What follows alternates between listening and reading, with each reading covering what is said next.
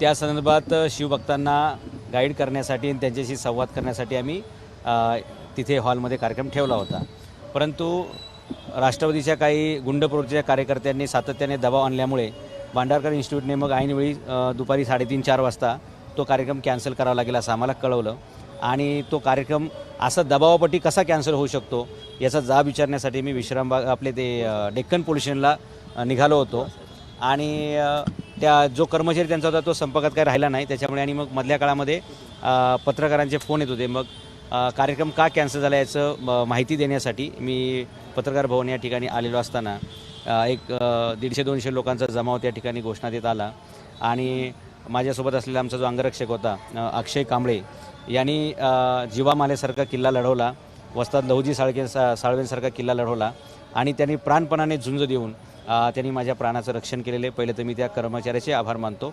दुसरी गोष्ट अशी की ज्यांनी हा भ्याड हल्ला केलेला आहे त्याचा मी एकटाच निषेध करणार नाही, सगळी महाराष्ट्रातील जनता त्याचा निषेध करेल. आणि माझ्या अंगावरती जे काही तुम्हाला काळं दिसते ते माझ्या अंगावर काळं नाही, तर ज्यांचे हात काळे झालेले आहेत ते सगळं लोकांसमोर येईलच. आणि मी जे नेहमी सातत्याने सांगतो की इतिहास गवाह आहे, जिजाऊसाहेबांचे वडील त्यांचे 2 भाऊ मारले गेले पण त्यांनी स्वराज्याचा हट्ट सोडला नाही. त्यांनी सातत्यानं रयतेची बाजूच घेतली. त्याप्रमाणे मी त्यांचा एक वारसदार म्हणून रयतेची कालही बाजू घेतली, आजही बाजू घेतली आणि मी ठामपणे त्या भूमिकेवर. आणि माझी एवढेच अपेक्षा आहे की जर मी कागद घेऊन बोलतोय तर समोरच्यांनी कागद घेऊन बोललं पाहिजे. जर मी पेन घेऊन बोलतोय तर मी समोरच्यांनी पेन घेऊन बोललं पाहिजे. कागदाचं उत्तर कशामुळे झालं असं तुम्हाला वाटतं? तुम्ही असा कुठला मुद्दा उचलला होता? बघा, मराठ्यांच्या इथं असेल जो काळा दिवस होता तो माझ्यामुळे उघडकीस आला. आणि 23 मार्च 1994 साली शरद पवारांनी जे अन्यायपूर्वक मराठ्यांच्या हक्काचं आरक्षण ओबीसीच्या घशामध्ये घातलं, ती गोष्ट केवळ आणि केवळ माझ्या सोशल मीडियातून आणि माझ्या सातत्याच्या ठाम भूमिकेमुळे बाहेर आली. याचा राग राष्ट्रवादीच्या कार्यकर्त्यांच्या मनामध्ये होता आणि वरिष्ठ लोकांच्या चिथावणीशिवाय हे काम होऊ शकत नाही. आणि स्वतः फुले शाहू आंबेडकरांचं नाव घ्यायचं आणि आपल्या कार्यकर्त्यांना मात्र तालिबानसारखं ट्रेनिंग द्यायचं, या प्रवृत्तीचा मी निषेध करतो. आणि ही गुंडगिरी आहे, लक्षात घ्या. म्हणजे मीडियाच्या समोर पोलीस माझ्या प्रोटेक्शनला असताना एवढी हिंमत होते याचा अर्थ नक्कीच या ठिकाणी गुंड प्रवृत्तीच्या लोकांना कायद्याचं भय राहिलेलं नसावं किंवा राजकीय लोक अशा प्रकारची चिथावणी आपल्या कार्यकर्त्यांना देऊन महाराष्ट्राचा बिहार करतात का काय असं मला प्रश्न वाटतो.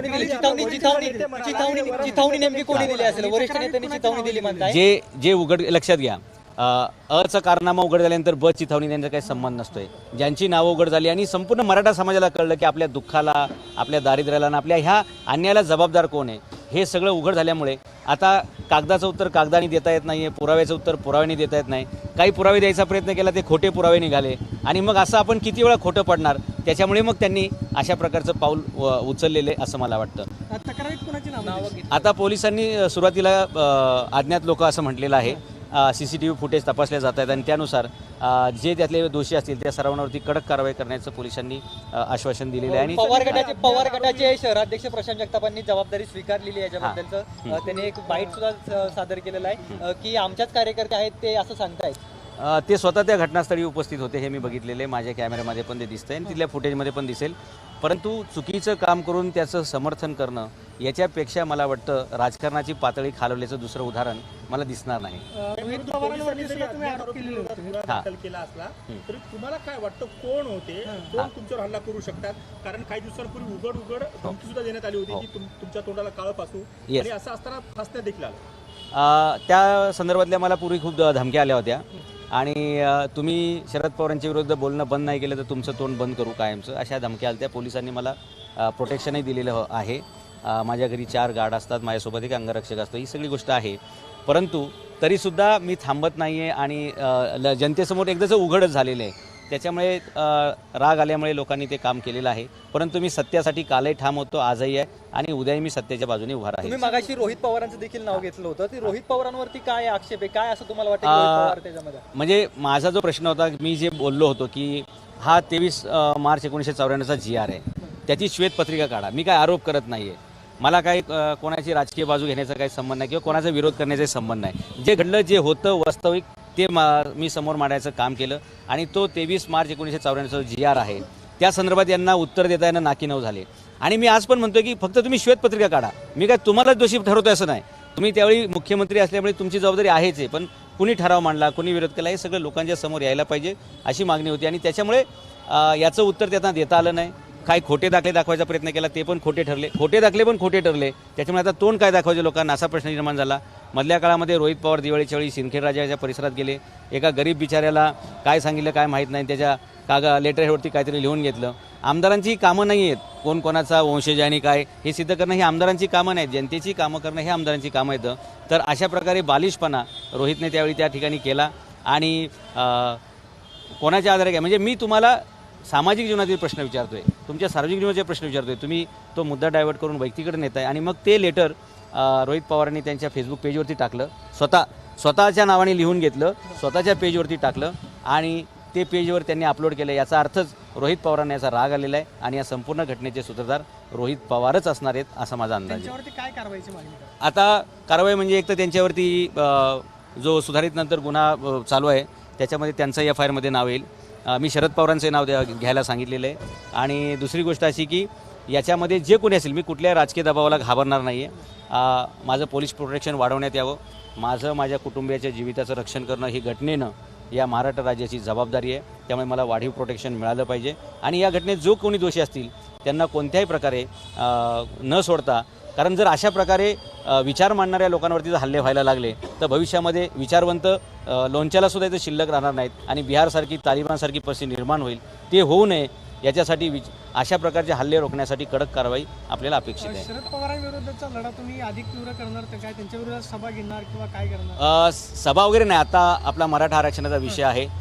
24 डिसेंबरपर्यंत हा लढा चालू राहील आणि ज्या ज्या प्रकारे समाजाला गरज पडेल त्या प्रकारच्या भूमिका मी जाहीरपणे मांडत राहील आणि माझं काम हे चालूच राहील. दिवसांपूर्वी तुम्ही शरद पवारांच्या जातीचा उल्लेख असणारा एक दाखला माध्यमासमोर आणला होता. त्यांची जात कशी खोटी आहे किंवा त्याचा दाखला कसा बनावटा असं तुम्ही सांगितलं होतं. त्याच्यामुळेच हे सर्व घडून आलं असं वाटतं का? 100% म्हणजे एखाद्या एवढ्या मोठ्या घटनेला आपण जबाबदार आहोत हे लोकांसमोर आल्यानंतर आपण लोकांना तोंड काय द्यायचं, लोकांना उत्तर काय दाखवायचं, म्हणजे तोंड दाखवायला जागा न राहिल्यामुळे त्यांनी माझं तोंड काळा करायचा प्रयत्न केलेला मला दिसतोय.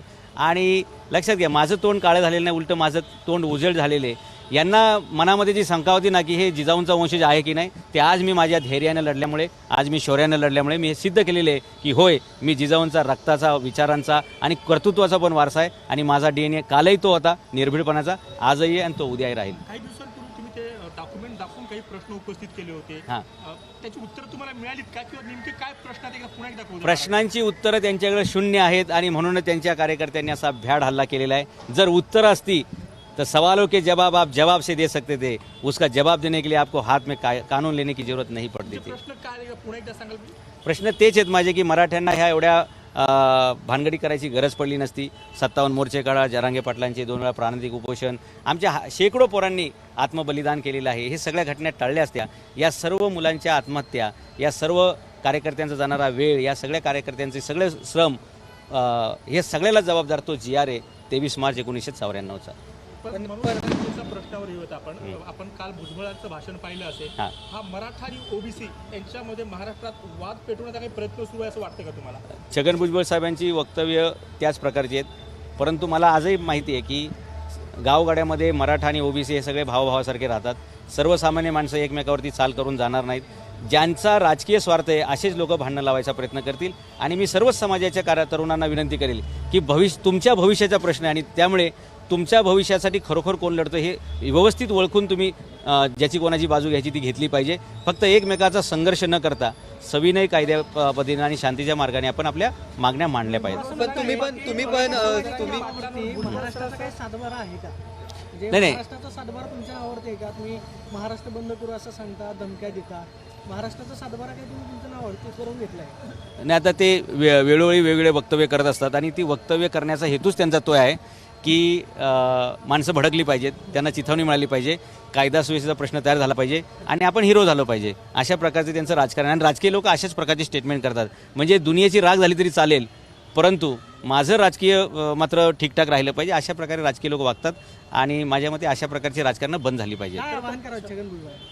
भुजबळांना काय आवाहन करायचे? ठीक आहे, तुमचा जो काही मागण्या असतील किंवा तुमचे काही विषय असतील, तुम्ही घटनेच्या चौकटीमध्ये राहून तुम्ही बोलू शकता, परंतु तुम्ही एखाद्या व्यक्तीबद्दल असं कमरेखाली वार करणं किंवा त्यांच्या चारित्र्याबद्दल त्यांच्या व्यक्तिगत गोष्टीबद्दल बोलणं हे राजकीय नीतिमत्तेला आणि महाराष्ट्राच्या सुसंस्कृतपणाला कलंक लावणाऱ्या अशी प्रकारची वक्तव्य करू नयेत.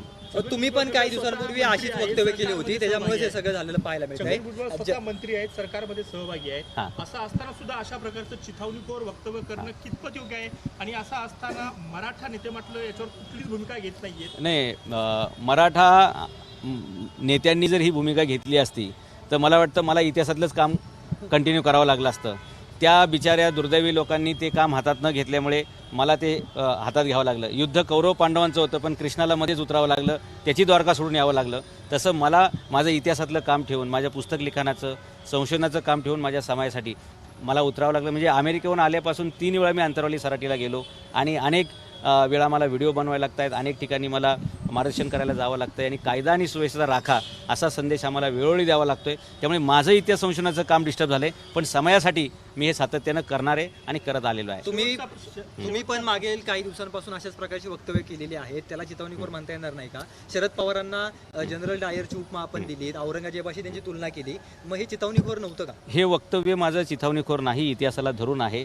ज्याच्याकडून जेवढ्या लोकांचं नुकसान झाले त्याला तेवढ्या प्रमाणात उपमा देणं हा काय मी चिथावणी समजू शकत नाही. हे कायद्याला धरून आणि त्या वस्तुजीला धरून आहे असं मला वाटतं. एक शेवटचा प्रश्न, नामदेवराव जाधवांवर आज शाही टाकण्यात आली, त्यांचं तोंड बंद करण्याचा प्रयत्न केला.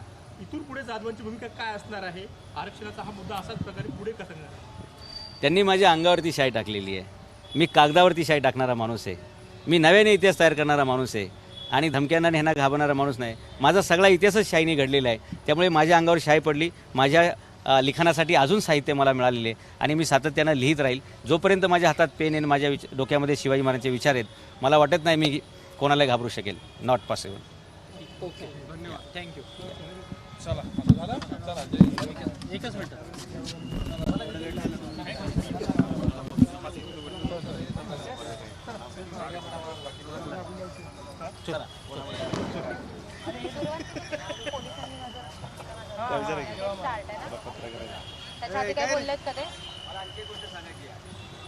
हॅलो.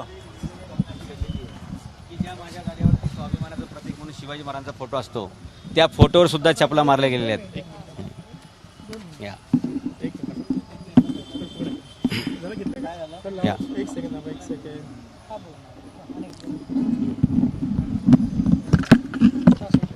हा, आजच्या या सगळ्या भानगडीमध्ये एक निंदनीय प्रकार झाला आहे. आजच्या प्रकारामध्ये जवळपास मला ठार मारण्याचाच प्रयोग होता, परंतु आमचा जो सुरक्षा रक्षक होता अक्षय कांबळे त्यांनी प्राणपणाने माझं रक्षण केलं. दुसरी गोष्ट, मी आयुष्यभर शिवाजी महाराजांचं काम केलेले. माझ्या गाडीवर मागे पुढे शिवाजी महाराजांचं नाव असतं. ज्या गाडीवर शिवाजी महाराजांचं नाव आणि फोटो आहे त्याच्यावरती चपला मारणं याच्यापेक्षा शिवभक्तांच्या आयुष्यातला काळा दिवस दुसरा असू शकत नाही. म्हणजे एवढं तरी तारतम्य कार्यकर्त्यांनी बाळगायला पाहिजे की शिवाजी महाराजांचा फोटो जिथं दिसतोय, नाव दिसतंय, त्याच्यावर चप्पल मारावी का? एवढी राजकीय गुलामी जर डोक्यामध्ये भिनली असेल तर ह्यांचं भविष्य काळ आहे. एवढंच